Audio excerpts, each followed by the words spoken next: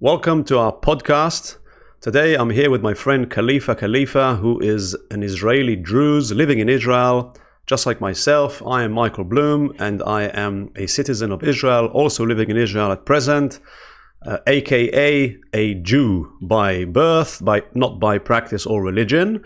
So we're going to try and understand exactly what's going on here today. So Khalifa, perhaps you could explain what exactly is a Druze, which you belong to. That, what is it? A people, a nation, a race? How would you explain that? Well, it's an ethnic minority. First of all, thank you for the invite. It's always pleasure being here and discussing stuff with you. About the Druze, I would say, to sum it up, they hold the perfect identity of being Israelo-Palestinians. And that's because ethnically we are more Palestinians than Israelis. We speak Arabic. We came out from Islam traditionally and religion-wise. Basically, it's an ethnic group that came out of Egypt 1,000 years ago. There's no Druze anymore in Egypt. We all are in the Middle East region of Syria, Lebanon, Jordan, and Israel. In Israel, we have approximately 130,000 Druze people. And starting at the early stages of the establishment of Israel as a state, the Druze people signed an unofficial pact with the Jewish people. They became a huge supporters for the Jewish cause. We are obligated to do army service. Myself, I used to be in special forces at a K9 unit. And that's it basically. So for me as a Druze minority, it's always was quite interesting to grow up in Israel, because my enemy that I'm fighting is people that are more similar to me. They talk, they eat the same food that I do, they talk the way I talk, they say things the way I say it. So in this way, I feel, as Nelson Mandela said it perfectly. He said, if you talk to someone in his mother tongue, you'll talk to his heart. And if you'll talk with him in a second language, you'll talk to his mind.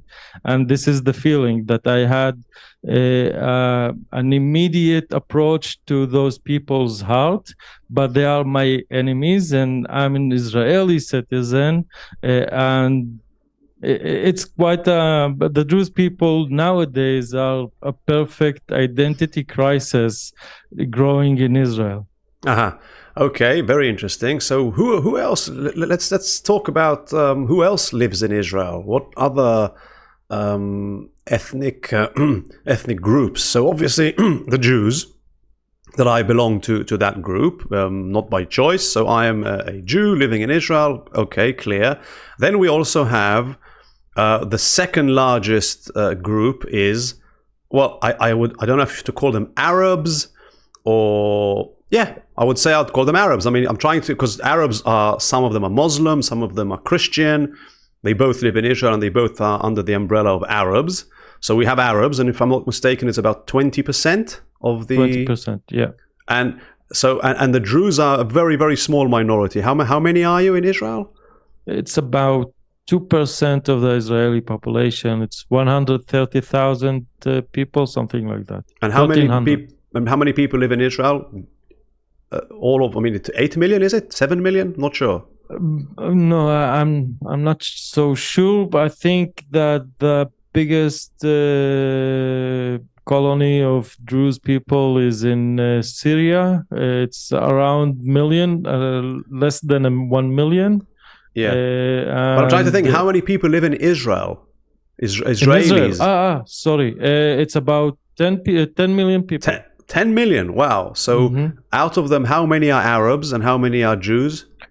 It depends how do you count. So if you count within the borders of 67, you'll have 2 out of those 10 million people are Arabs with their ethnic diversity, Christians, Muslims, Druze, etc. And if you count the borders within what we call the Palestinian territories, A, B, and C, you will have around, if I'm not mistaken, about 6 more million Arab people. Okay, that's the Palestinian Authority, basically. In the Palestinian authorities, and yes. then you have Gaza. That includes Gaza. In Gaza, you will have 2.3 million people, all Arabs. Some of them, a very slight percentage are Christians, but it's very small minority. I see. Okay, so now, so basically, within the 67 borders, I mean, let's speak about the official state of Israel. Well, that's 10 million, out of which you said I think 2 million are Arabs. So that's like 20%. Mm-hmm. Now, historically, so first of all, I mean, so these Arabs living in Israel and the Jews living in Israel all have Israeli passports. So it's like, you know, in England you have Indian people and Pakistanis and Chinese and Brazilian and many nations living in England with English passports. And I believe they all have the word British in their passport. So an Indian immigrant living in England is part of the British people, as well as the Pakistani person and any other person living there. And as far as I remember, there is no discrimination. It's not like you wouldn't feel any difference in terms of how the state treats their citizens in England or in America or any other place. It's not like a policy of the government to mistreat minorities, as far as I know. However, in Israel, it's quite a practice. So being a minority, before we get into the different, well, we actually know the difference, but how have you experienced the mistreating of the Israeli government, the minorities, being a Druze that serves in the army and gives the country everything as much as a Jew does, but doesn't get as much as a Jew does? Well, I think that the slight difference is that in the UK you have liberal democracy, something that we don't have here in Israel. We have ethnocracy, which is a democracy based on ethnicity. For very long while you had this section in the identity card that said nationality, and the Jewish people had the nationality is Jew. For Muslim people, their nationality was Muslim, and in my identity card it said Druze, although Druze people never had any aspiration to be a nation. So it was quite interesting. I think that I can't remember where I heard this. I think it was in the university that I think Charles de Gaulle or some of ministers of France was very proud of the fact that at any given time of the day, all children of France will open the book of their curriculum to the same page. Like everybody learns the same thing. In Israel, the education ministry, it becomes a perfect tool for divide and conquer. What I'm trying to say is, for example, me as a Druze kid, I learned Arabic for Druze. I don't know that we had a different Arabic language, but in our books, it said Arabic for Druze, mathematics for Druze. So you have these divisions, even in mathematics, the most neutral subject that one can find. Still, we had these divisions. And it all starts in the Ministry of Education, in my opinion, that puts the population of Israel in boxes. Yeah. Yes, I see. Based on ethnicity, and obviously there's all these. I know there's a law. It's called the law of return, I think. So basically, any Jew can make an aliyah, what is known, which means he can actually move. He can emigrate to Israel, get an Israeli passport, become an Israeli citizen without any problems. I think he needs to be only a quarter Jewish, i.e., he has to have either a Jewish grandmother or grandfather from one of the sides. It doesn't have to be even, I think, his mother's side. So he has to be a quarter Jewish in order to be given an Israeli citizenship. However, if you are not Jewish, living abroad, I mean, you could be American, you could be Swedish, you could be, German, French. Your chances of getting an Israeli citizenship is very, very small. I mean, there are hardly any people like that in the country. Slim to none. Sorry?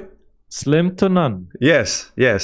So let's think about it. So hang on a minute. So let's just look at it from an objective perspective. People watching this that don't really know all these details might ask themselves, well, how did this end up being like that? How come the country right now has 20% Arabs and 80% Jews? Where did the Arabs come from?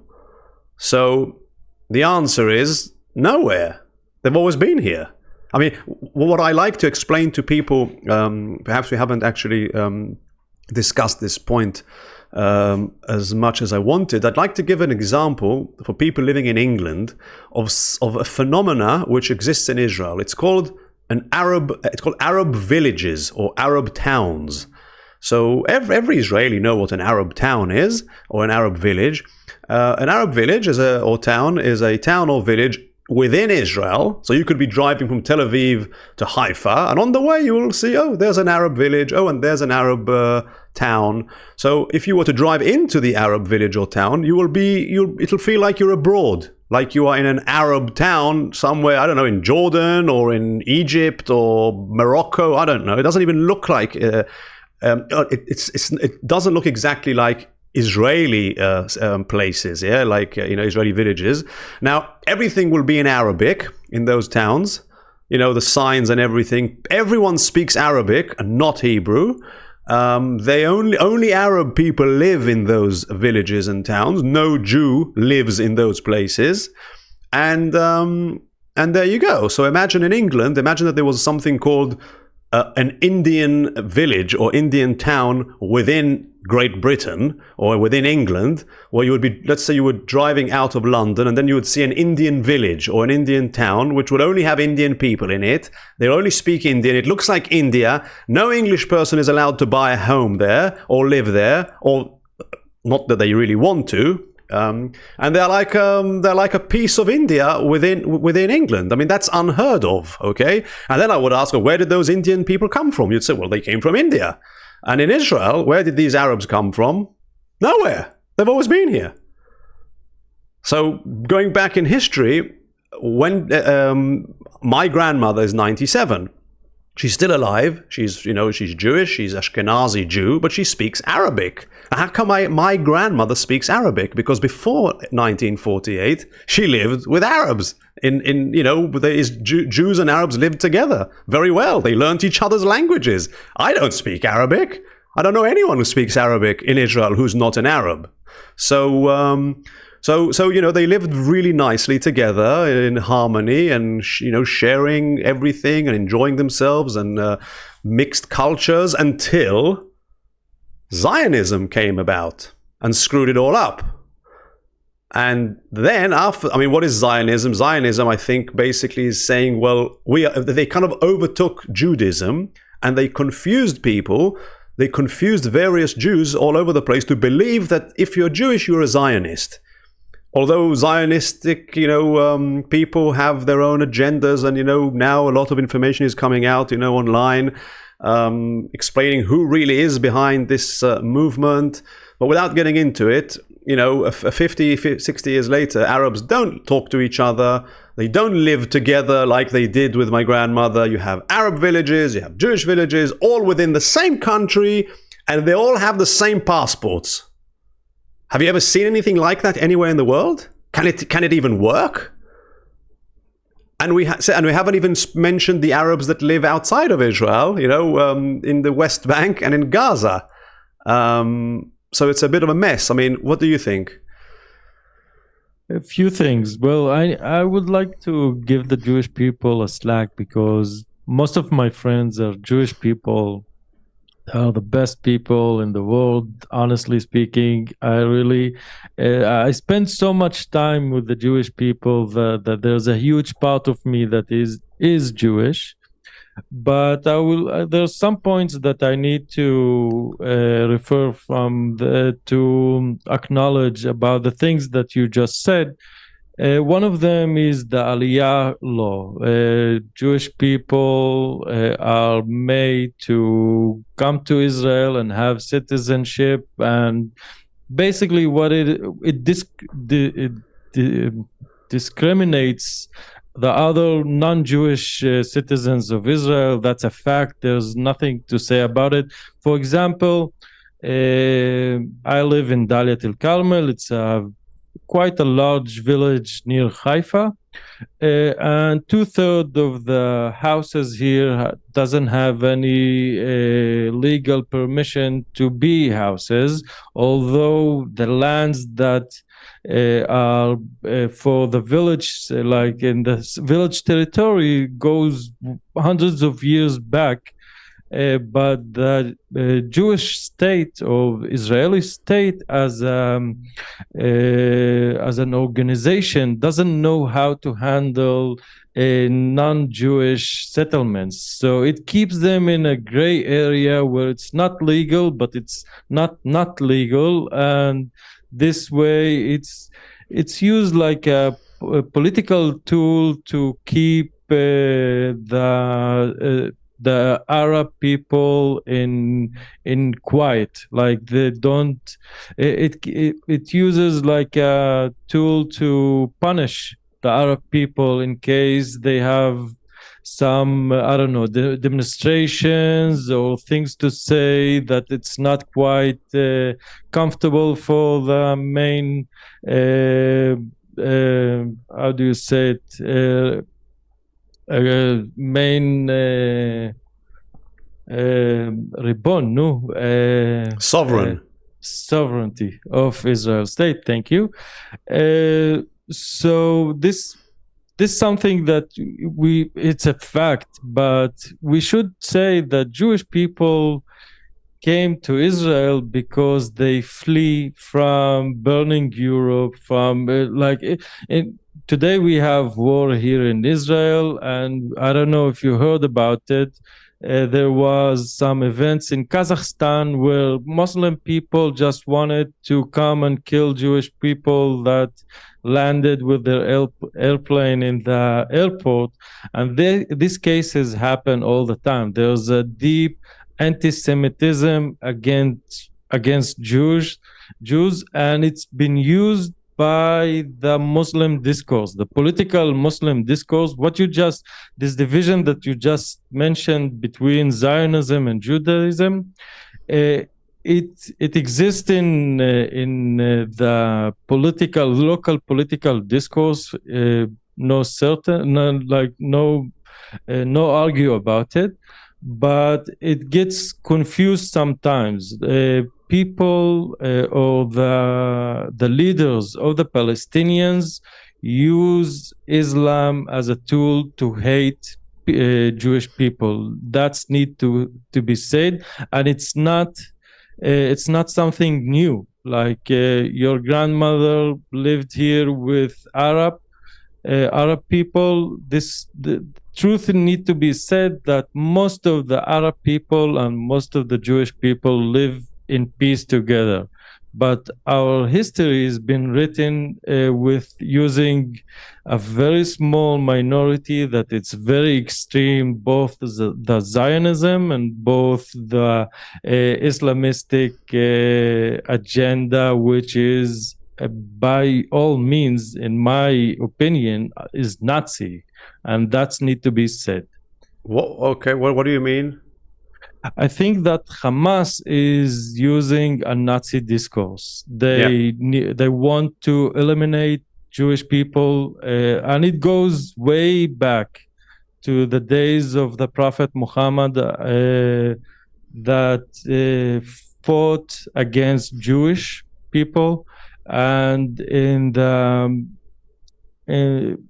the state of mind of the traditional Arab here in Israel, there's a dissonance that he can't live with, and it is that the Jewish people are living in a higher standard than the Arab people. And the Arab people, whom are mostly are Muslims, they believe with all their heart that their religion is one that came after the Judaism, and it's better. Like it's something. It's like a newer version. Like in iPhone, you have 1.0, that's Judaism, and 1.2 is, or 1.1 is Islam in their state of mind, in their minds, and this is something. This creates a dissonance that they find it very hard to live with. I see. Okay, so coming back to what we said earlier, so within the Jews, within the 8 million Jews, historically, I'm wondering how many of the Jews actually would have chosen this situation. Because I, for example, as a Jew living in Israel, I always found it very strange that we have, I mean, I'm leaving aside Gaza and the West Bank for a moment, but within Israel, I found it very strange that Israeli citizens of Arab origin are like second-class citizens.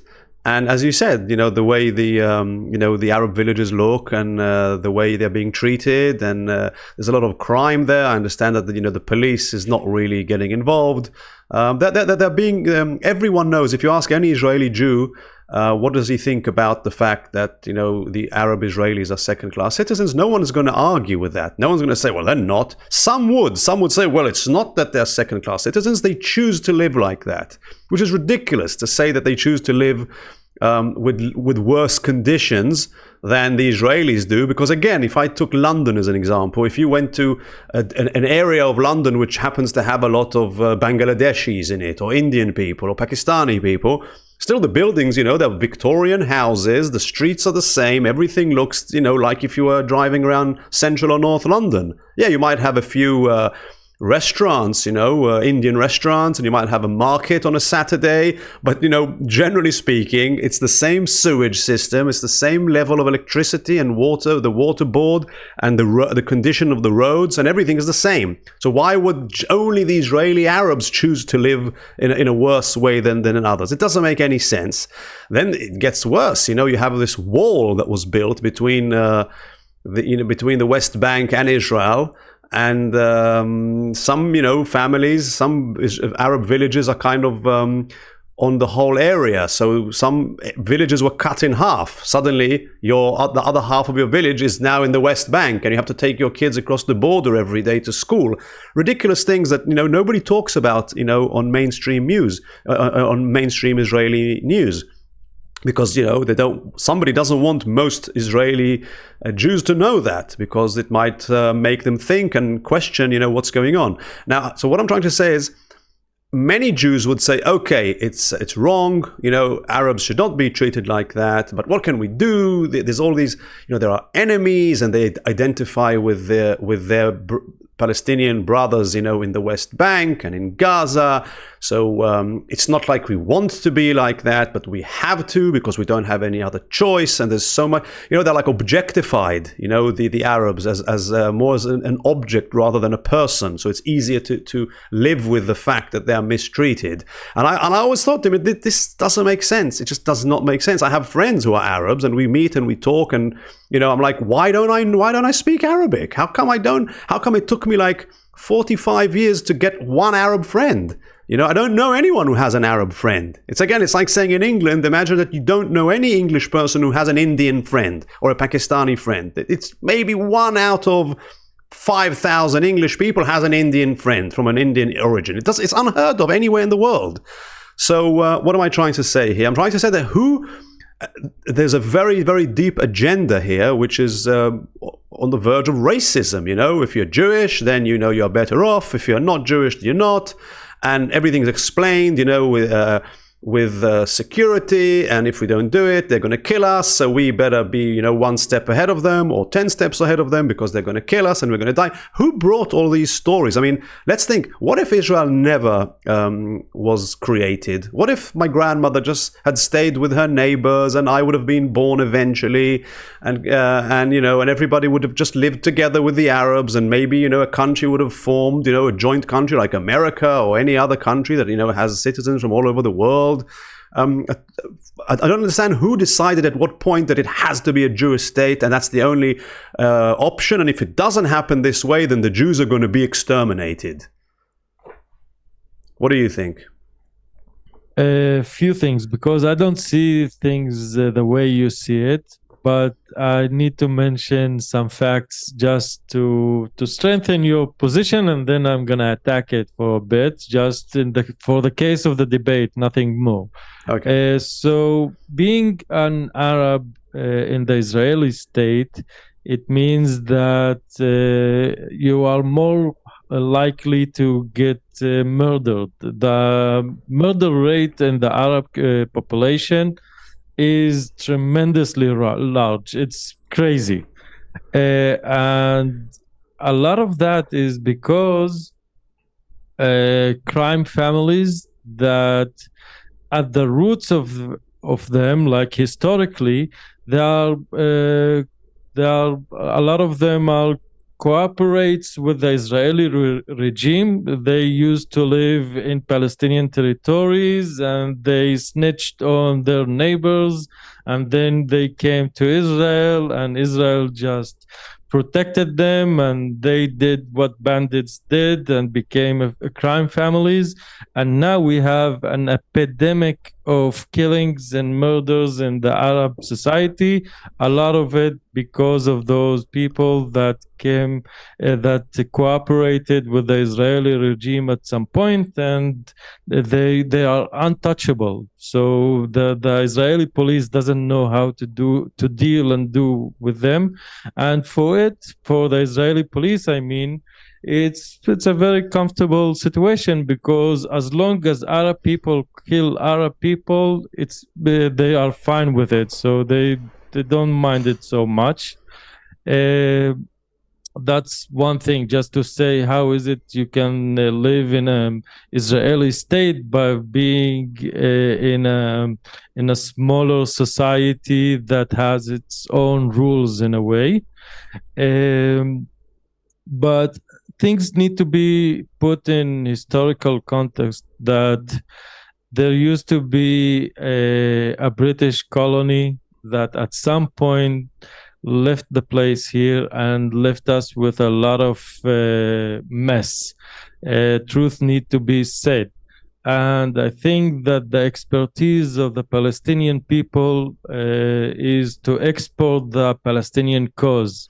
At some point, they just knew that if they keep the Palestinian cause and on a constant state of fighting with the Israeli state, with the Jewish people, that will bring them some power, some recognition, some empathy from the world, a lot of money, a lot of corruption, and all Palestinian leaders just work 24/7 in exporting the bad situation of the Palestinian civilians.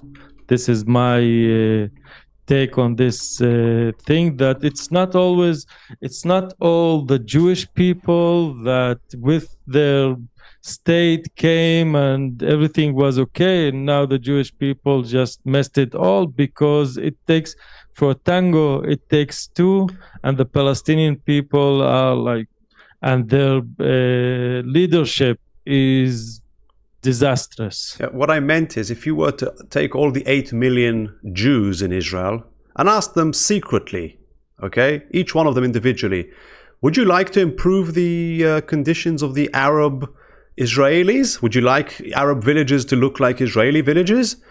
I am sure that the majority will say absolutely. And if I said to you, and if I asked each one of them, well, why do you think this exists? They'll say, well, it's the government. It's not me who decided it. I'm a victim of it just as much as, everybody else is, and I wish I could do something about it, but I can't. So if we now let's look at a much larger perspective.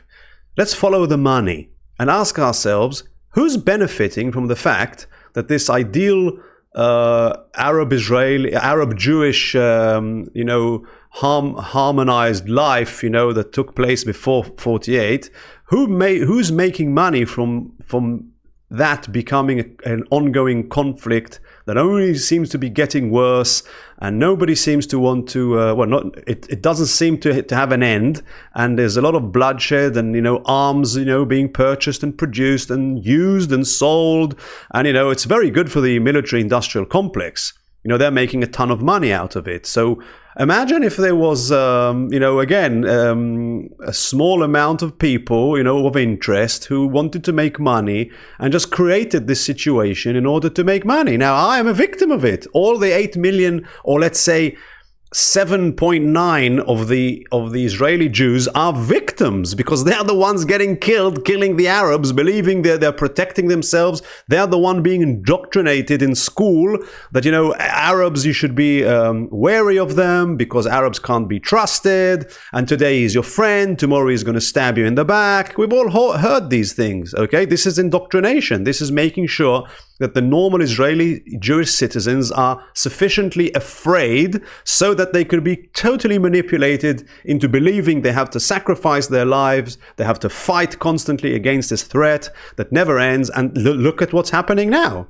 It's happening again. There's a war now. Israelis are getting killed and fighting, and the Arabs are getting killed. But everybody always says, well, normal citizens just want to have a good life. The citizens of Gaza don't really want all this. And the Arabs in Israel don't want this conflict, to feel like second-class citizens, and that the Israelis are afraid of Arabs. I mean, why do Israeli Jews not go into Arab villages? Some do, but they don't live there. And if you go into an Arab village, you will see 99.999% Arab people. You might see the odd Israeli, doing some grocery shopping there. So why is it? Fear. I remember as a kid, when I used to drive through Wadi Ara, I was shitting myself. I was afraid to be killed. But it never happened. I mean, so 75 years, the Israeli Arabs have lived as second-class citizens, and I'm asking myself, what did they do? You probably know more than me, yeah? And I might be accused of, how could you say that? This is dangerous. But let me ask you, how many incidents do you know of Arab Israelis killing Israeli Jews in 75 years? What, 3 times? 10 times? More than that. More than that. Uh-huh. But it's still very separated events that in the larger aspects of things, it's not a main thing. But I want to say something. I think there's a saying referred to Einstein that says craziness is doing the same thing and expecting different results, I think. And I find it amusing that I need to say this in the Jewish state, because every time there's a conflict or crisis in Israel, you have all the warmongering people rushing to Israel for help. You have the United States, you'll have, on the other side, you'll have Iran and a whole bunch of people that are bloodthirsty. And here in Israel, we're still very baffled why there's no peace, because the people that are trying to bring peace are the warmongers, and they can't do it. And they simply can't, because war is good for their business, not for our business, not for the common Joe, not for the common Michael or Khalifa. It's good for their business. This is why at the first bullet that been fired on the morning of October 7th, by the end of the day, you had Joe Biden saying that he's going to put billion to Israel. Here's more money, more guns, more bombs, and that's gonna bring peace. I find it very hard to believe that this is how we bring peace, but this is only me because we've been in this. It's like an endless movie with always new people, new characters, new players, but the same scenario has been played over and over again. Uh-huh. Okay, so now, when people talk in Israel about the divide, that the Israeli people, as in the nation, I don't know how to say it, because in English the word people is a singular, although it, you have just people in the street. Oh, look, there's 10 people there, but then there's a people. In Hebrew it's the Israeli people. So the Israeli people is. I've asked Israeli Arabs. I've asked them this question since the beginning of the war, because you see, you have. It's important to say that Israeli Arabs work in Israel. They are Israeli citizens, and they are completely intertwined in the lives of the Israeli Jews as far as work is concerned. So, meaning, if you go to a restaurant, you're very likely to be served, if it's a coffee shop, by an Arab Israeli, and people working in kitchens, in restaurants and in supermarkets, drivers, lorry drivers, and people working in the fields and in the construction industry, and doctors, you're like at least 20%. I mean, you see it clearly in Israeli hospitals, doctor, and the name is an Arab name, and there's quite a lot of them. It's quite impressive to see how many doctors are Arab in Israel. Doctors who are saving lives of Jews on a daily basis, and go back to their homes in the Arab village, living a life of a second-class citizen. And then you have all the pharmacies. I would say 90% of the pharmacy workers are all Arab Israelis, and it goes on and on and on. So, however, we don't interact. If you go to that coffee shop, the Arab that serves you coffee, you're not going to kind of joke with him. You're going to just thank you. You'll take your coffee and leave. You're not really going to interact with him because he's Arab, and you're taught to be afraid of Arabs. And today, 3 weeks into the war, I still go to coffee shops and I'm served by Arabs. And I haven't heard of any problem. Yeah, I'm not saying that it doesn't exist. I'm just trying to say perhaps things are being blown out of proportion, again, to maintain the agenda, to maintain the fear. God forbid we were to have Arab friends and to mix with them, and Israel will become a friendly place, where Arabs and Jews are, treated the same and treat each other with respect and with love and appreciation. God forbid if that happened.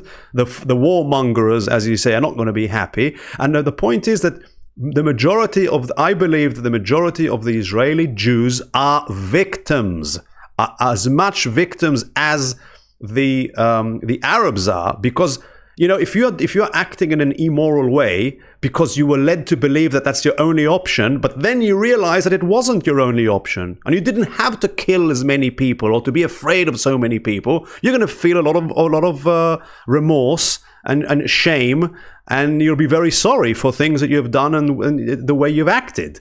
So, again, I'm wondering who is behind all this, but we can leave it open.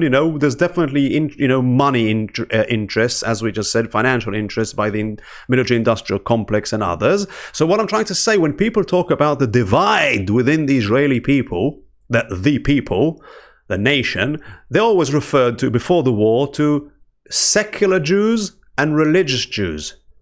Nobody ever mentioned the Arab, because Arabs are not part of the the Israeli people, as they say. Nobody ever mentioned, thought about that. So I've been asking Arabs in Israel. I said, "What do you think?" I said, I believe that the Israeli people is made up of Jews and Arabs. In other words, so you, the Arab, are part of the Israeli people. And you know what they all said?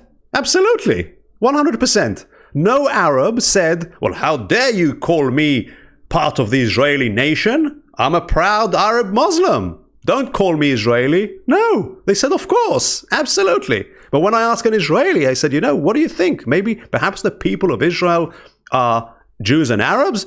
And the Israelis are like, the Jews are like, no, because, historically, I know, but they don't really have an answer. They're just shocked. And when I tell them, that every Arab of us said absolutely yes, we are part of the Israeli people, and they're quite shocked to hear that. What do you think? Yeah, but are you part of the Israeli people? I'm definitely part of the Israeli people. I rest my case. Of course, but there's as always two sides of the same coin, because but sorry, first say, why are you part of the Israeli people, and why are Arabs part of the Israeli people? Well, because traditionally, and this is why I find it very strange of the Gaza people that stand behind Hamas, is speaking with Muslim people. They talk in two languages. In Arabic, they say we are Palestinians. Even those who live here in Israel that admits to you that they are also Israeli, but between of them in Arabic, they say, yes, we are Palestinians, there are some things that they don't dare even to say, and it's that Israel state is a good state, although the discrimination, although they live as a second class people, it is a good state. And it's a good state because, for me, for example, let's say I'm an average Palestinian Israeli Arab speaker. If it's like the main difference for me, just for the sake of the argument, it's not if it's gonna look something like that. I'm gonna pay my taxes to Muhammad, or I'm gonna pay my taxes to Moshe, and it seems that Moshe, which is the Jewish state, is much less corrupt than Muhammad and the Arab state. Why? Because the Arab state and the Arab people, they know how to build clans, they know how to be very tribal, they know how to, live and conduct their lives in a very traditional way that doesn't fit the modern state. And this is why Israel is less corrupt than Palestine, for example. This is why I find it very hard to understand why the Palestinian people that lives in Gaza are so excited to export their way of rule, of governance to like, this is what I'm trying to say. They're trying to say, we're gonna come back and conquer all Israel and rule Jerusalem, and we're gonna remove the Israeli flag and put a Palestinian flag. And I say, seriously, people, I've been watching you for the past, 30 years. Your state of being goes from bad situation to worse situation, and it goes because as a state, as a Palestinian state, as a way of governance, it's a very corrupt being. And how come you fight for this cause? I find it very strange. Perhaps they're also brainwashed, just like the Israeli Jews are, from another perspective. And that's exactly it. When I see a war goes in Gaza, I see the victims of government A fighting the victims of government B.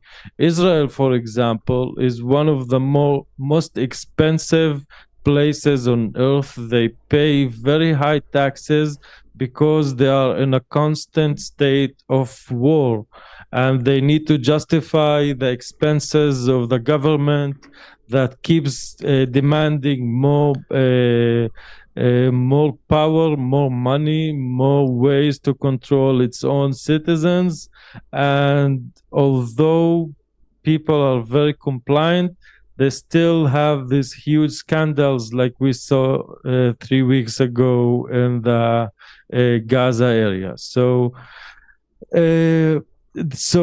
they use tons of influence to brainwash the people, and both the Palestinians and the Israeli are in a constant state of fear, of terror, of demonization for one another. And this is the reality that we all live in, unfortunately. I see. So basically, your answer to my question about the Arab Israelis was talking about the citizens of Gaza. So again, I'm wondering, what do you think about the fact that Arab Israelis see themselves as part of the Israeli people? And just about that. Yeah. Okay. So, and I asked you, you're a Druze, you're not a Jew, so you are saying exactly what the Arab Israelis are saying. You're saying, yeah, I'm also part of the Israeli people, and there's no. If you are part of it, then obviously the Arabs are as well. There's no difference as far. You're both non-Jews, if you see what I mean. Sure.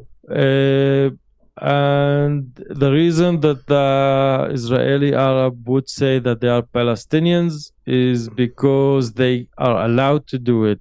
Unlike in the other state, like if you, I don't know, you can't be a Jew living in the Palestinian territory and say, I'm an Israeli, but I'm still from Palestinian origins. There's no such being. Because you don't live in the country of Israel. You don't have an Israeli passport. But you, Khalifa, you have an Israeli passport, just like another 2 million Arabs who have Israeli passports. So why is it so difficult for the Israelis, Jews, to accept that the Arabs are part of the Israeli people?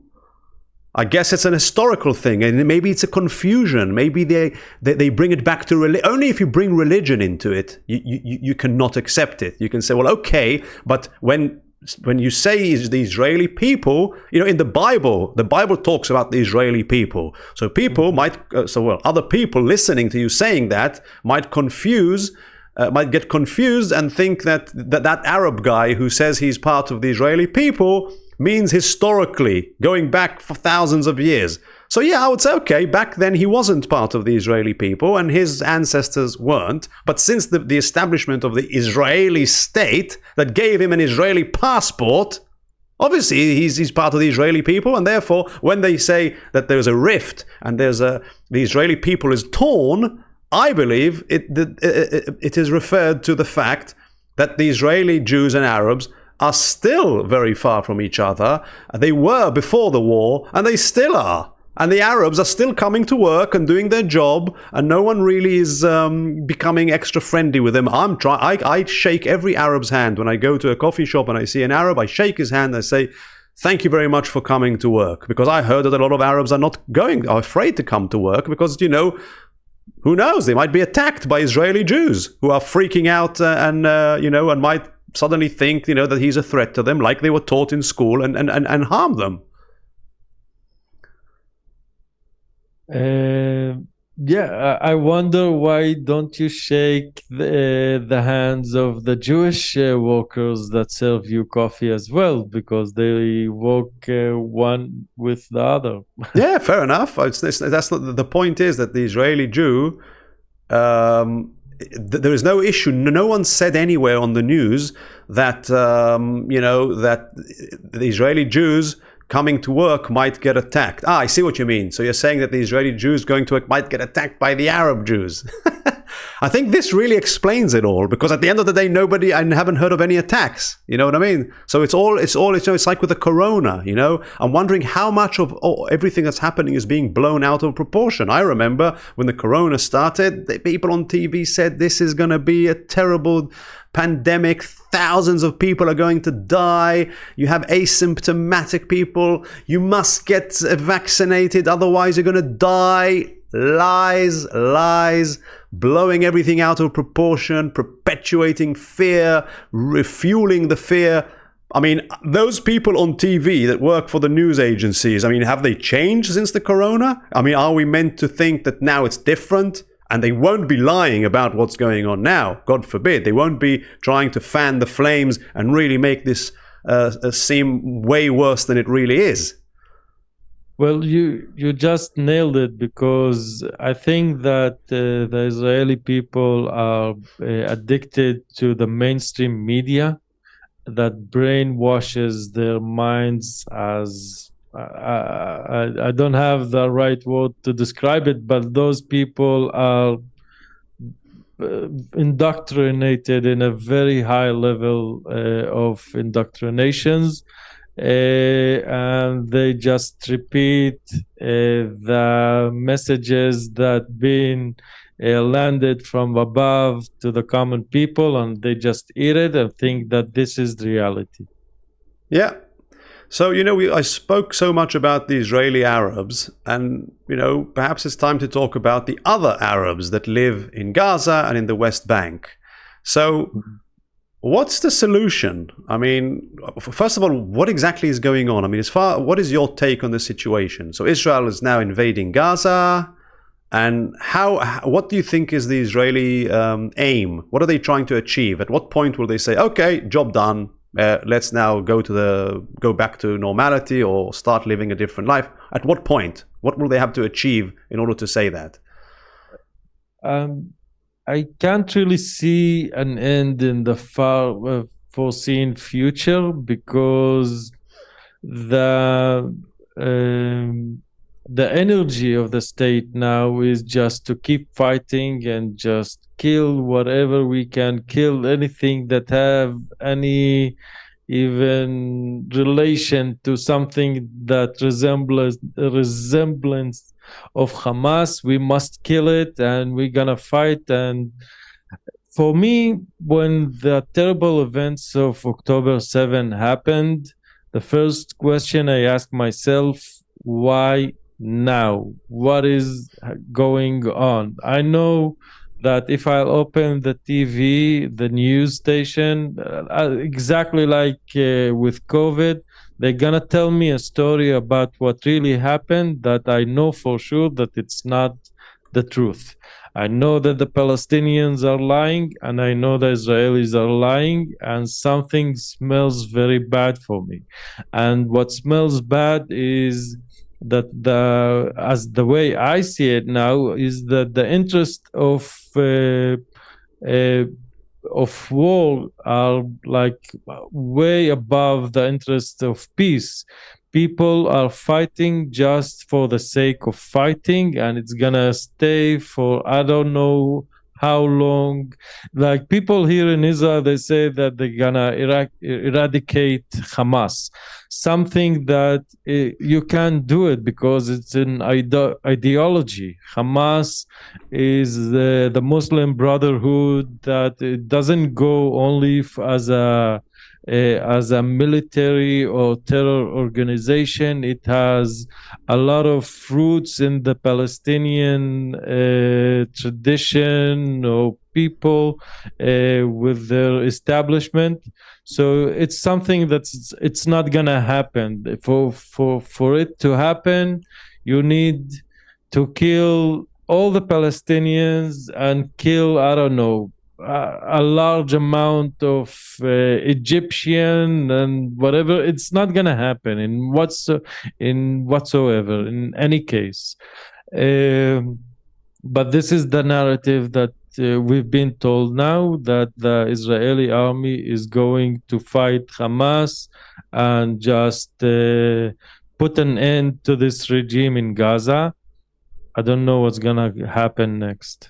Right. So let's now you and me, let's speculate. So first, not speculate. I'll tell you what I believe has to happen for a better future, for all this madness to stop and for something good to come about. So what has to happen? First of all, as far as I'm concerned, the Israeli Jews have to wake up to the fact that they have been manipulated by some forces, doesn't matter who. Those forces manipulated the majority of the Jews to believe that the Arabs are their enemies and they hate them and they want to kill them, although Islam is not against Jews. You know that. This is common knowledge. There are Jews living in Iran, as far as I know, and in Arab countries. They have no problem with Jews whatsoever. They only have problems with Zionism, with Zionists who basically, as we know, are behind all this true, yet not so accurate, because Okay. the Palestinian discourse is full of so-called Islamic or religious. You said before Israeli people, Bnei Israel. right? Am Israel. Am Israel. Am Israel. So it's a very interesting trivia. How do you say it? Game question. Not a question, but a piece of information is at the Quran, which is the holy book of the Islam. Anytime that the Quran describes the Jewish people as Jews, it is in a negative context. And anytime that they call it Banu Israel, people of Israel, it's in a positive context. So the political Islamic discourse of the Palestinian politicians is full of discourse that came from about the Jews, that they are very negative. Fair enough. So that only strengthens my point, that both the Israeli Jews need to wake up to the fact that they've been manipulated, never mind by who, Zionist ideology or whatever, or pure greed of the military-industrial complex, or anyone else, or reptilians, or aliens, or doesn't matter, yeah? They have to take back the power and the control to themselves, the people of Israel, the Jews, and the Arabs within Israel and outside of Israel also need to understand that whatever is written in the Quran about the bad Jews and all that is also irrelevant and has to be disregarded.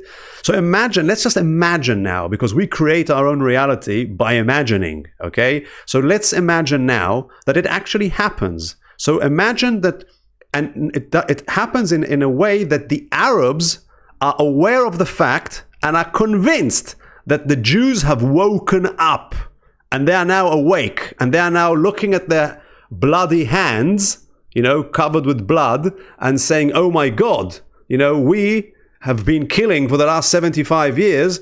For what? For whose agenda? We are now awake to this, okay? We were used, we were manipulated. And the Arabs as well killed Jews throughout the years, and they say, well, we shouldn't have killed those Jews. We also served, under someone's agenda to make them money. And we are also aware of it, that there's actually nothing wrong with that we are both victims. The Jews and the Arabs are victims, and now both sides have woken up to it. And they're going to say, okay, we are going to say, let's create one country. Screw the borders, screw everything. Let's have one country with all the 6 million you said and the 10 million. I think it's 14 million together, or around 15 million, which includes Israel, 67 border, extended, including the territories, the Palestinian Authority, and Gaza. All of this historical country will become the country, I don't know how to call it, we could call it Israel-Palestine, or something completely new, which is going to be a country with all those people together. Imagine there will be no war instantly, rebuilding everything, massive investments, from the Gulf states and Saudi Arabia and the Emirates and America and Europe, and we're just going to have this amazing country here and live happily ever after. I imagine something else. First of all, but please be positive. Just fantasize in a positive way, because we are now creating reality. Yeah. Well, first of all, I'm optimist. I'm at some point this bloodthirst is gonna be fulfilled. And people are gonna wake up and say, okay, enough is enough. At some point, we're gonna hit this level. So this is why I'm optimistic about it. And I think there's a reason that COVID is lying beneath our discourse here, because I think that one of the main lessons of the COVID pandemic is that we live in a world that there's no accountability for it. The public sector has it has authority, it knows how to use power, and it's like absolute power corrupts absolutely. This is the era that we live in currently now. But I think that people from both sides, Palestinians and the Israelis, need to wake up and take an accountability and stop this victimhood They say, okay, we're taking responsibility for the people that died, for all the history, and we're gonna do peace with our neighbors. I'm not gonna hate you because you've been born as a Jew or a Druze or a Christian. I don't give a damn about it. You may do whatever you want with your life.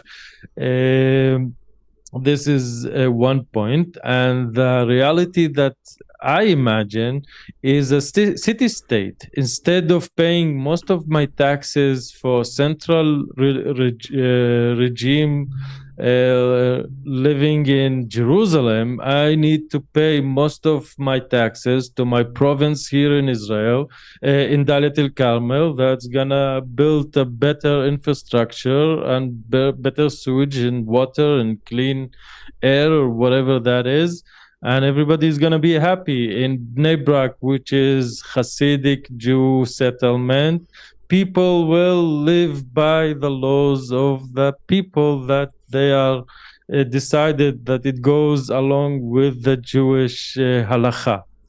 And people in Al-Fahim will live according, or in Gaza, they're going to live according to the Islamic laws. And everybody is going to be happy because you can move to which settlement you find it best, that suits you better. And that's it. Sounds amazing. We have to dismantle the governmental structures that have been ruling us for such a long time. You know, be it education, the economy, military, and just you know, create smaller provinces, as you say, smaller communities that will interact with each other. And you know, you will have freedom to practice what you like, and there will be no war, and we'll live in harmony. How easy. So yeah, I believe let's just leave it at that. You know, let's end on a positive note, that we are all, you know, looking forward to the ending of all the bloodshed and the hatred and the creation of a new large state made up of provinces that promotes peace and harmony and diversity and love and health. What do you think? Just what is your final sentence for today? I think that we need to break walls and just come and talk to each other, look at each other in the eyes, and try to put things in order instead of fighting. It's not helping in any way, shape, or form, in my opinion. I see. Very well. So, Khalifa Khalifa, thank you very much. It's been an honor and a pleasure to talk to you, and I shall see you in the next one. Thank you. Pleasure's all mine. Thank you. Thank you, and thank you very much for watching. Bye-bye, everyone.